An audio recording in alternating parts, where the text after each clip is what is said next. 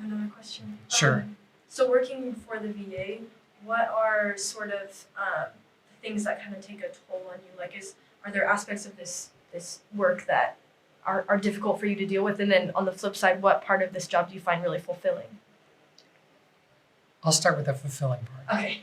Okay, the fulfilling part is helping people change their own lives.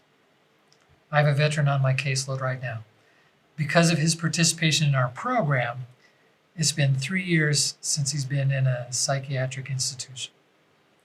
Before he became part of our program, he would go to the ER with suicidal ideation on average 3 to 4 times a year.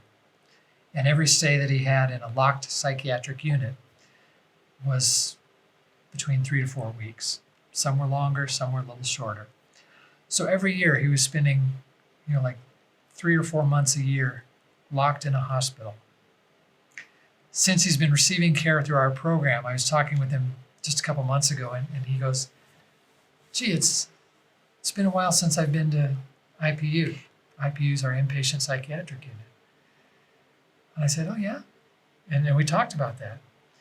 And he thought, it's probably been at least 2 years. And I looked in his record, and it's been at least 3. And for him, that's a significant difference in his life. He can face the challenges of, the anniversary of the loss of a loved one, or of a significant event in his life, or other challenges, holidays that come up that in the past would have put him in a situation where he just couldn't handle it by himself. Well, now he's been able to handle it so well that he's lost track of when the last time was he had to be isolated in a locked psychiatric unit. And I'd say, on a variation of scale, that when I see my veterans make similar decisions or similar changes in their life, that they're better able to handle whatever life throws at them. That's the rewarding part. The burnout part. Okay.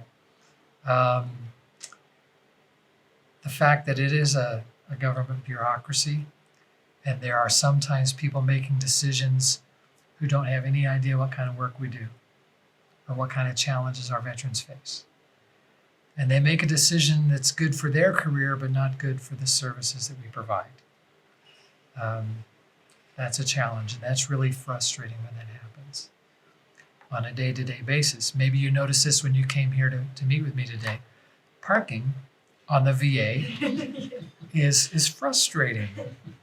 And that's one of the biggest challenges that we have, is that there's so many veterans coming to receive services that unless they're taking public transportation, we have difficulty just finding a place for them to park so they can get in and be seen. So they might come for an appointment and they show up a half hour early and spend 45 minutes driving around looking for a place to park. By the time they come in, that frustration level has gone from here up to here, and we deal with that on a regular basis. And so that may seem rather petty, but if you have somebody who's not in a crisis when they get here, and just because there's difficulty with parking puts them into a crisis, that makes everybody's job harder. So the long-term career frustration would be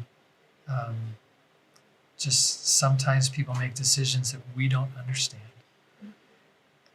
We still have to follow their rules until we can get them to see more clearly what they're dealing with.